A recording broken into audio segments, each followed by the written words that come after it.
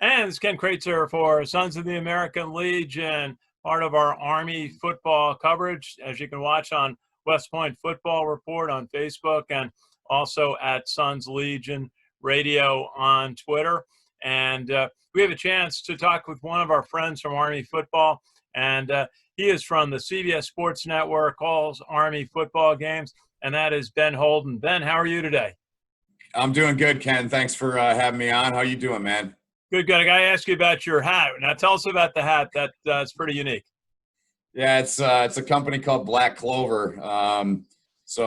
I've been with my girlfriend for almost 4 years now, and the first Christmas we shared together, she was trying to figure out what to buy me, and she, obviously after coming over to my place, she saw I had about 400 hats, and she went out on a limb and she bought me, not this one, but it actually has a green clover on it. And she bought me this hat, and I was like, wow, I've never seen that. And I said, you did good, because it's rare. And they make hats, they do golf apparel, all kinds of things. They're working with a lot of schools in the college ranks. They do some things with some of the pro leagues. They're based out of Utah. And so it's just, good luck, man. The slogan's on the side, live lucky. So yeah. Trying to do that now and, just stay positive every day and, just keep moving forward. Yeah, well, tell us a little bit about the last couple of months for you. I mean, the COVID lockdown occurred right in around March 10th or 12th, and I was covering the MAC basketball tournament with Iona down in Atlantic City, and we were hoping to come back for a couple of Army hockey games that weekend, and then everything shut down.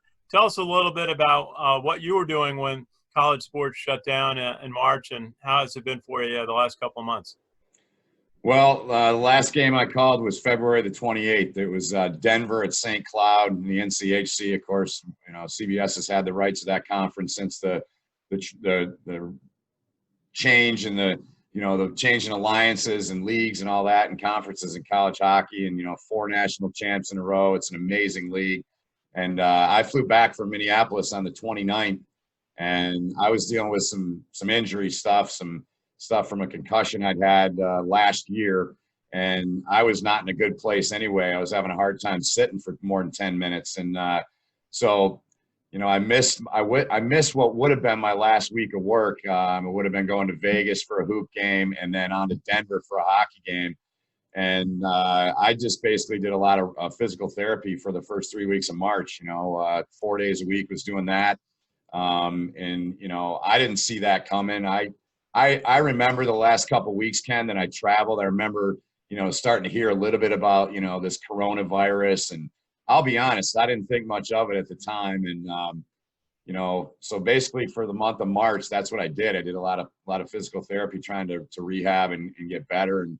And it's just been, mentally, it's been hard. I'm not going to lie.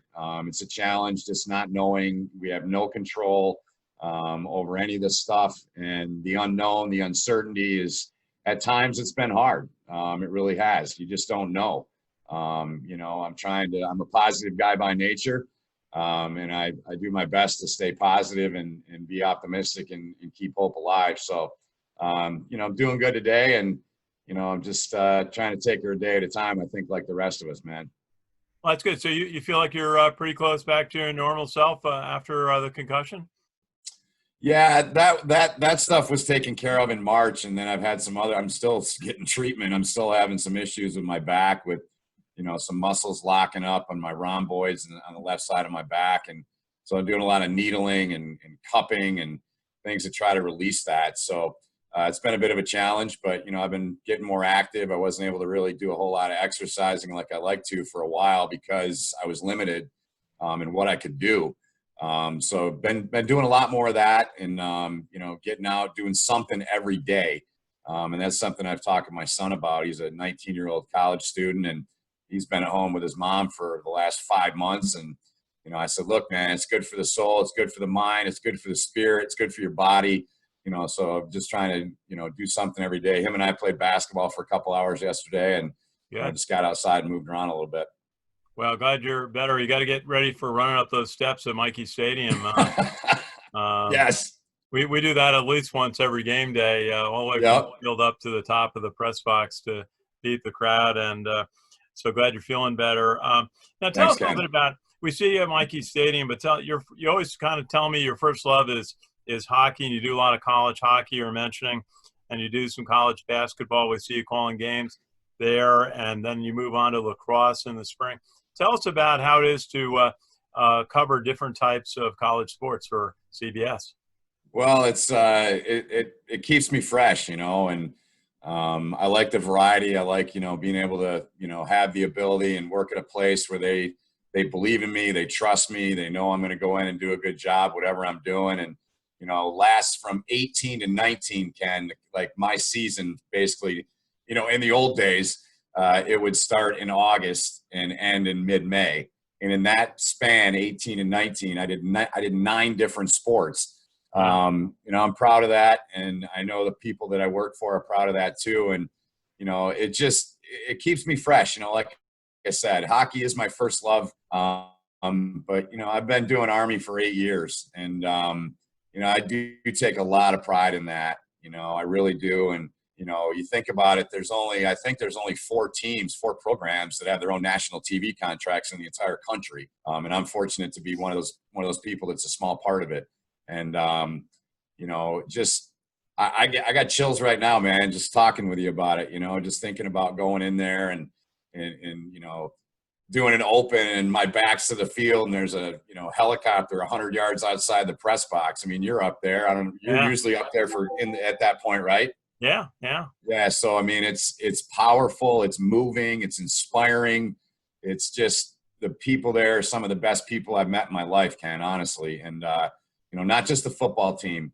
First event I ever did on post was a hockey game with Brian Riley's team. They played Air Force, and Brian's a friend, and we've done a podcast throughout all this, and he's a great man, and just the men and women that go there, I have so much respect. I always jokingly say, I'm going to say this quietly, but I did serve 2 years in the Navy, and I think you and I've talked about that. Yeah. But Yeah. that was in '91 during the Persian Gulf. I had no idea I'd ever end up, doing what I'm doing in my career, especially doing Army games. I remember the first time I was there, I, drove down the hill, and there's the back of the stadium, and I'm going to go into the rink on the right across from the practice field, for those that don't know. And I just kind of looked up and I said, man, it'd be cool to call a game there one day. And lo and behold, I end up being there, hopefully doing my 9th season this year of doing their games. And, I could go on for hours talking about the people there and the experiences, and Jeff and, Brent Davis and all the great people I met, the coaches, just the support staff, just amazing people from top to bottom, man. Just absolutely love them all. Well, we feel exactly the same way about the opportunity we have to cover Army football and the various sports at West Point. We've been doing it about 10 or 11 years now. And we did a podcast with Bob Beretta from the athletic department early in the summer. And I always thank Bob, because one time about 10 years ago, we were on WVOX in New Rochelle, and we had a little extra time. So we knew Army had a football game. So he called up and asked if there was a guest, and Bob ended up calling in the show. And we did a nice talk. And at the end of it, he says, and Ken, if you get up to the game, come into the post game with the coach and the players afterwards. And we did. And I always say we haven't missed a post game since. It's been such a good opportunity. Now, tell us, first off, you do a tremendous amount of preparation, all during the week. Tell us a little bit about what you do during the course of the week to prepare for a Saturday football game. Well, it's a good process. Basically, what I do is whether it's Sunday or Monday, I always try to watch our game back. I mean, especially when I have back-to-back games with Army. So I always watch the games back. I watch them a little bit differently than I think, the average fan would watch them. I'm looking for little things, little interesting tidbits, and I might have noticed something or something that was said, or just I'm trying to look for things outside the box. So the first thing I do is I start watching the games back. The second thing I do is I go through and I rebuild my charts. I update those, first starting with Army, and update my stats. If I need to add things, I add them. I've always got a lot of room to handwrite little notes in when we meet with the coaches and the players. And usually, usually after probably Monday, I'm good to go with Army. You know, again, having done the game so much and in all the years I've done them, that makes the preparation time on them a little bit shorter. And then, you know, we meet with Jeff and Brent and, you know, last year, John Luce, whoever the DC was, Jay Bateman, all those years. So we get a lot from those meetings too. And so that's part of it too. And then usually Tuesday and Wednesday, I'll work on the opposition. I'll build my charts. You know, I do an offensive chart, a defensive chart, a special teams chart. So I have a board basically for each one of those phases of the game. Everything's color coded. Army's always gold. That's just the way I've done it. And the opposition, let's say they're playing Oklahoma, they would be like a pink or a burgundy, whatever comes up in the highlighter. If I got a red one or a pink one, I go with that. So that's how I do it. And, you know, it helps me staring at the information, the charts, the research for 3 or 4 days at home in my office. And, you know, that's really what I do. And obviously I'm watching the other team too. You know, I try to watch them. Usually I try to watch them before I start the build. So I got a feel, but I'm always keeping an eye, you know, when I have a schedule, which at this point, none of us do, because we don't know what's going to happen, but I'll go through and I'll DVR. If we have, let's say we have, I don't know, Air Force in week 6, you know, I'm going to record as many of their games as I can leading up to that, because for us going in, and it's a little bit different doing Army the way we are, being broadcast partners. We're not technically the home team announcers, because we have to have a balance. And I think that's a fine line to find, especially when we're able to we being our crew, are able to get as close as we can, and the coaches trust us. They know we're not going to, you know, pull one over on them and do something stupid, or tell the people out there something they don't want out there. So that's a fine line. And to be honest with you, Ken, I learned a lot about that when I was in the American Hockey League with David Quinn, who's now, of course, as you know, and many know, the head coach of the New York Rangers, and a very good friend, because in that league, it's different. Let's say if you're in the National Hockey League, I would be considered management. Where in the American Hockey League, I could hang out with coaches, I could hang out with players. But once you cross that line and went over the fence the wrong way, you're cut out, man. So I think that really helped me a lot, and set me up for, you know, something like I've been doing with Army football, to be able to have that trust from both sides. You know, the coaches trust us, we trust them, players same way. It's something that really, I think back, it was a really big thing in my career. Well, you know, what you just said, I found is building relationships with the people that you're working with, that you're covering. We've been fortunate to work with Coach Jeff Monken really since the first day he was introduced. We've really enjoyed doing a weekly interview at practice, and then we're in the post game with the coach. And one of the things that you know, I learned, and he talked about it one day, was that when you come to practice, you sort of learn what they're thinking about and maybe what they're trying to do, so that in the post game you then can ask, well, you were working on XYZ this week. How did it turn out for you? Did you feel like you got that part of the game going? And the coach really seems to appreciate that. And I see that in basketball too, when we have the opportunity, when you can take what you may have discussed at practice, you know, as kind of what the team's working on, and then talk about it afterwards, you know, about how it worked out in the post game, you know, win or lose. And, you know, relationships are so good. Who have been some of the Army players that you've really enjoyed getting to know over the years? Wow. And you're right. I mean, that's exactly, you nailed it. I mean, it's about the relationships. And, you know, for us at CBS, you know, it's a long-term relationship with Army, and there has been, and there's going to continue to be. So, you know, it's very important. And I'm proud of that, to have been a part of that for all these years. So, players, man. I'm going to kind of start. So I started in 2012. Larry Dixon was the first guy. Yep. Love Larry, man. Just, you know, I mean, awesome guy, full of life, full of energy. Here's something cool, man. So we're in a meeting one day. I'll show you in a sec. So we're in a meeting one day, and who was I with? I would have been with no, it was with Tom Bradley. It was my second year. And Larry had something in his pocket. and you could just see the top of it, kind of like that, right? You see that? So you could just see the top of it, and he's like, "What is that?" And he pulls it out, and that's what it was. Really? Now, Larry later, like a meeting or two later, brought me this book, brought me the Declaration of Independence.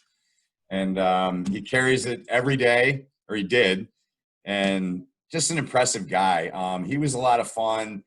Andrew King, always loved talking to Andrew, just a absolute warrior, man, just a Very hell of a good football player. Nicest guy. He was great. I'm going to leave guys out, but I'm just trying to think of some of the guys first and foremost. I mean, recently I would say Calvin Hopkins, Connor Slumka, those guys were amazing. Again, I know I'm going to leave people out, but Darnell Woolfolk, I always enjoyed Darnell. Sandy McCoy, got to know him a little bit last year, and he'll be, as you know, he'll be the feature guy at that fullback spot this year, and he got a lot of time there last year. Interesting guy. Chris Carnegie was another guy that I always liked talking with. Chris was just, there aren't many of these guys, as you know, that we deal with, man. They are just incredible human beings. And, again, I'm leaving guys out, but those are some of the highlight guys for me that I remember. John Voight was another one. I was just thinking of John Voight because today the Yankees open up the season. Yep. And his brother Luke's going to wear his number. I think it's 59. Yeah. Bryce Holland was another guy, Ken. I mean, Bryce was amazing to talk to as well. Bryce was poised from the day he walked onto the campus. We did a freshman interview with him, and he was so poised, and he had it, the West Point persona down. And what a career. And, I always asked him what it was like when he went out to Norman. And he's taking his team up to the line of scrimmage, and he's got a young quarterback, he's working with. And he looks across the line, and everybody's uniform across the line says Sooners on it. And what was that like? And he said, we just consider those guys wearing red uniforms, and nothing special. And boy, did they take it to Oklahoma that day. Came shy a play or two from winning that game. Yeah, sorry. Yeah, that's when to me when the college football world was like, whoa, Army can play. And then they did it last year, of course, to Michigan. Couple more this popped into my head. Ahmad Bradshaw, funny story about Ahmad. So the first time he came in with Feely and I, when Jay was with me, we spent 4 years together there. He wanted absolutely nothing, and I mean nothing, to do with talking to us. You could just tell. It wasn't personal. He just wasn't comfortable.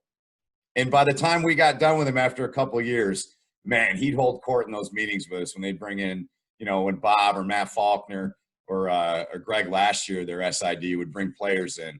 Ahmad was a guy that he came a long way, both dealing with the media and on the field, man. And Elijah Riley's another guy. Always loved talking to Eli. He's a class dude, and I wish him and Slumka and all those guys that got opportunities to play at the next level the best. And he was just a great human being. Yeah, Elijah Riley could really help a team on defense. Sure could. I always remember the play, and you called it from upstairs against against Ohio. Miami. Miami of Ohio. Yeah. And the play at the end of the game when they scored. And they went for the 2-point conversion. Yep. And Riley came from across the field to knock the running back out, tackle the running back at the 4-yard line. Otherwise, he was going to score and win the game. And it was just such a smart play because he came so far to help his teammate finish off a tackle that was, that decided the game. And that just showed what a smart and capable player he was.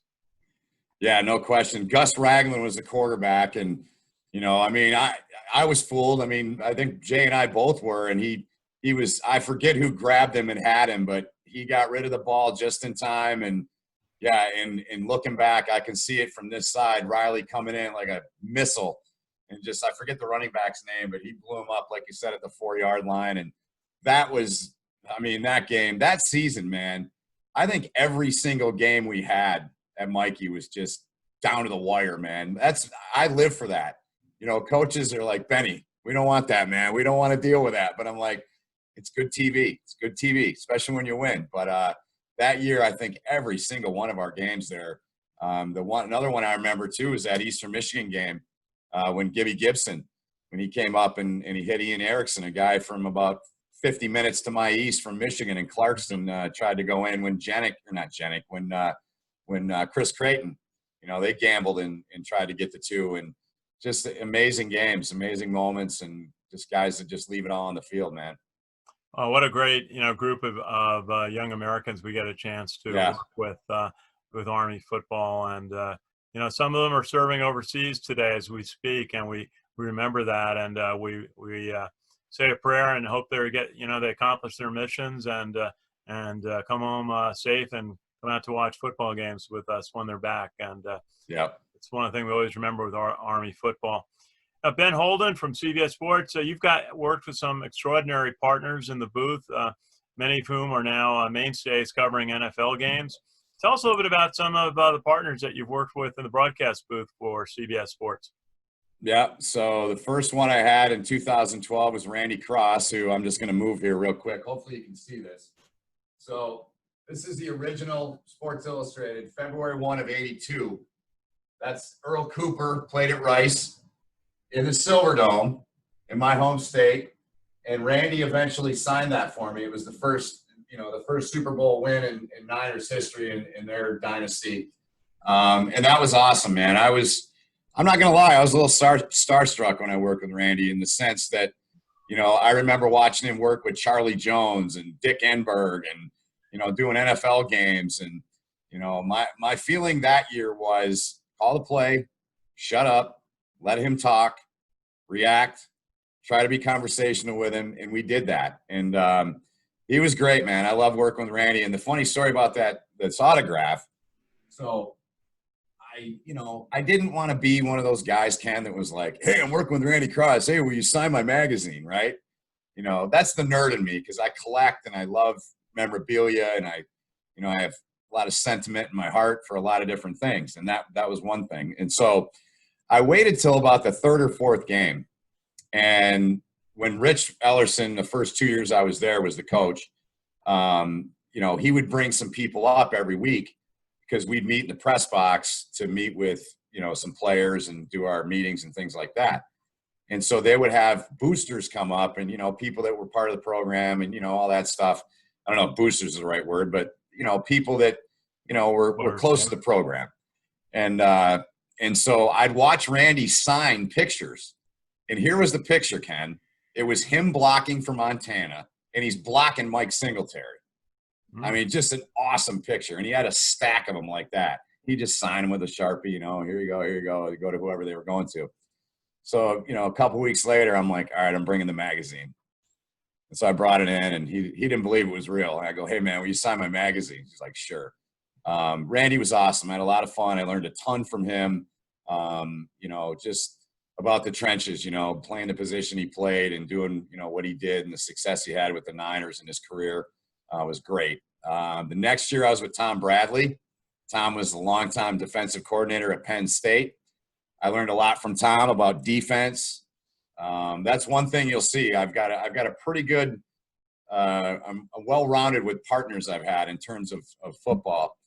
Tom spent a year with me, and then he didn't know anything about TV when he, even though he was a coach for 30 some years, he wasn't used to people talking to him in his headset. I go, wait a minute, time out, man. I love Tom. I do. He's a great friend, and we still stay in touch. And I said, look, man, people are talking to you when you're coaching, right?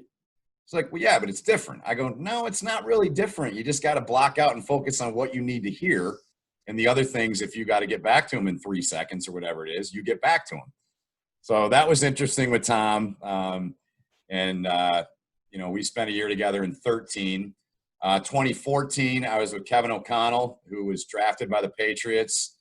Spent him, I think, 5 years he spent in the league. Bart Scott ended his career. He broke a couple of vertebrae in his back.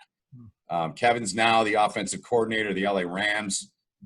He left after 1 year, went back to Cleveland with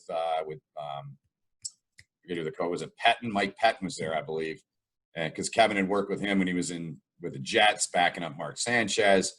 From there he went to San Francisco, then he went to Washington. Now he's with the Rams. Great dude, awesome guy, one of my favorite partners I've ever worked with. Just we had a lot of fun.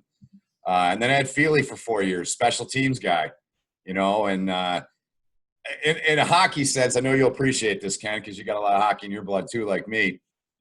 It kind of taught me like what the special teams guys are like the third and fourth line plumbers in hockey, right? They do all the little things. They don't get a lot of accolades. I had great respect for that. Jay and I spent 4 years together, and he's one of the best people I've ever met in my life, man. He's a great friend. We do anything to help each other. We built a friendship, and yeah, we had our ups and downs, but it's going to happen in any relationship. And he got pushed up and promoted up to the NFL, and I love seeing him do well. And last year, and hopefully this year, I'll be with a guy that played the offensive line too, Ross Tucker. And Ross is a very smart guy, very, very good analyst. He knows his stuff. I've learned a lot of things from him in terms of blocking schemes, and it's like it's perfect for him. Like I thought it was for Randy. You're a lineman. You're an Army, man. They're running the ball every single play, except when Brent Davis messes with me and throws a pass. But yeah, so that's kind of the story of all the guys I work with there, and they've all been special to me in their own way. Let me ask you now: if you're going to work with a new partner, do you do a practice game or two to be ready for the first game day? How does that work? It's a good question, Ken. And the only time we did that was with Bradley, because Tom had never done it before. Obviously Randy, as I mentioned, NBC, CBS, did a ton of NFL, nothing with him. Kevin had done a year of some games for ESPNU and ESPN Plus or whatever their internet platform was back then in 13. And then Jay had done a couple games. We didn't do a run through. And then obviously Ross and I last year, we didn't do one because Ross had done a lot of games and does the Eagles and things like that, as you know. So, it's just that one time to answer your question with Tom. And we actually did the Boston College game from the year before, the one when Steelman scored up the far sideline. It was like a 50-yard run, if I remember right. That was the game we did. So that's the only time I've done that for football, Ken. Yeah, I was on the sideline watching Trent. Glad to see he got a program he was at Jacksonville closed, and he got a new quarterback coaching job, I think, at Eastern Kentucky. Is that right? I believe so, yeah. Yeah, I see him on Facebook too, probably like you do. Yeah, he's another guy. Like, he was the first guy that I met and, talked with and, built a little bit of a relationship with as much as I could. But, yeah, he was a gamer, man. I really enjoyed watching him play and calling those games when he was running the offense. Yeah, he was always so good to us, to talk to us. He always had time after a game. He looked beaten up after some of those games because he ran the ball. He took so many hits. And he always had time to talk to us no matter, what he felt like. He always did. He was a great guy. I'm glad to see him doing well. And me too. I got to ask, I'm going to put you on the spot for one quick question. Oh, boy. Personal question, because, I grew up in the business broadcasting Providence College hockey when Lou Lamoriello was there. And Brian Burke and Ron Wilson and those guys. What a group, man. Days. Now, they had a pretty good team this year, and they thought their president, Father Shanley, who just retired, said, he really thought they had a chance at a second national championship. Who was going to win this year in college hockey if they'd gotten through the playoffs, do you think? I'm going to show my bias, but I think anyone that knows the sport would respect it. I would have had a very difficult time picking against Minnesota Duluth. And I would have had a really hard time picking against North Dakota, the team they had. I know Providence Nate's a hell of a coach, and, he's won a title. He's done some great things, and his program's been consistent. But I would have picked Duluth first and North Dakota second. That's who I would have picked. And, Minnesota Duluth had a guy in Hunter Shepard that started for 4 years. I mean, that's – and anyone that knows hockey knows that's rare. And he was a brick wall for them. And they had a ton of guys come back to make that run. And, I think Providence could have made a deep run, no doubt about it. But again, I would have picked them or North Dakota to win it. Okay. And Ben Hall. Sorry. Oh, good. That's okay. I understand. That was certainly covering Providence hockey. It was one of my great days, great eras. And, we talked about, I worked with a fellow named John Hennessy, who went on as a professional broadcaster. And He was working in the AHL, and then he got called up when there was a vacancy to call the Devils in one of their Stanley Cup years. And he owns a very proud Stanley Cup ring from the Devils. I always so proud that I worked with John when he was in college, and we had a lot of fun. And it's great to see someone advance to the NHL and be part of a championship. Yeah, that's awesome, man. And I'm pulling for Quinny, man. I'm a Rangers fan. I'm pulling for him, and David Oliver, who was our GM when I was in Lake Erie, is one of his assistants. So I get it, man. It's it's a tangled web. Hockey to me has always been a tangled web, and I'm a Ranger fan. I love Panarin. I love watching him play, and I did a lot of games when Trouba was at Michigan. Jacob Trouba was a hell of a player, young stud, and Tony D'Angelo. I've become a fan of him just from the way Tony is on social media. He's a good dude, you can tell, and he's a hell of a player. And I know Quinny's a big fan of his, so I understand that. You got to stick to me. You got to stick to the people that took care of you, and you took care of them. And to me, that's just a circle of life, man. So I understand what you're saying about John. Absolutely, people that you know and you had a chance to work with. Great to follow their careers. Now, Ben Holden, and as we said, we're Sons of American Legion Radio. We respect tremendously the service of every veteran. You're a veteran of the U.S. Navy. Thank you for your service. Ben, Thank do you have you. final thought for us today? Yeah, I got a lot of thoughts. How much time we got? No, I'm kidding. No, I'm just trying to, stay optimistic, Ken, and I hope that there's some form or fashion of football. I just, and as we know, Army's a bit of a different animal. They don't have a conference they can play in. So, I know that Mike Buddy and all the folks at West Point are, going to do everything they can do to, to try to make it work. And obviously health and safety is number one. And, selfishly, I want to get back into a stadium, man, but, that's not up to us. And I really hope to be back doing games there. It's going to be different. I don't know. Have you heard anything probably not, but I'll ask. Would they have the cadets? Would they have them social distance? Anything about that? Have you heard anything, Ken? Well, that's a question because Governor Cuomo just announced that there would be That's no right. spectators at professional or college sports events in New York State. New Jersey said that they're allowing up to 500 spectators at games, and Rutgers announced they're going to have 500 students or fans there at their games this year if they can. So we'll see. We're all hoping the situation gets better. We're all looking forward to the Oklahoma game on September 26th. I'm sure you were looking forward to calling that and seeing Absolutely. and that historic game. Oklahoma, after the game Army gave them out there, wasn't going to take it lightly either. So we're hoping all that if that can happen. But we really want to hope everybody can get healthy and get this virus eliminated so we can get back to normal life and for so many reasons. And but we thank all the healthcare workers, doctors, and scientists that are working 24/7 to try to take care of people and find vaccines that can help. And there's a lot of Army doctors and nurses that are involved in this. And the Army trains a lot of medical care people in the country, through their different programs. There's you hear from Dr. Burks on down how many doctors and nurses who are Army trained are working in hospitals today. So we shout out to them our appreciation. Ben Holden, good to talk with you today. We're going to have to do this again because I didn't get to about half a dozen things I was going to ask you. We'll save that. Maybe we'll do this again very soon. I hope so. That'd be great, Ken. Thanks. I really appreciate it. It's always appreciate when you want to chat. I'll do it anytime. You know that. It's cool to do it in this forum where we can actually see each other. And but it's great. I appreciate it. I appreciate all the support. And, I'm hoping that I get to, call the Army games they play this year. And let's hope that things keep getting better, as you said. And great points by you. And I know Monken will be happy if he sees this. Go Army, beat Navy. Absolutely. My dad was a U.S. Army veteran, and several other uncles were World War II Army veterans. So they're always proud that I get it. I would think that I get a chance to be involved with covering Army football. And Ben, thank you. Enjoy this. We're going to do this again very soon.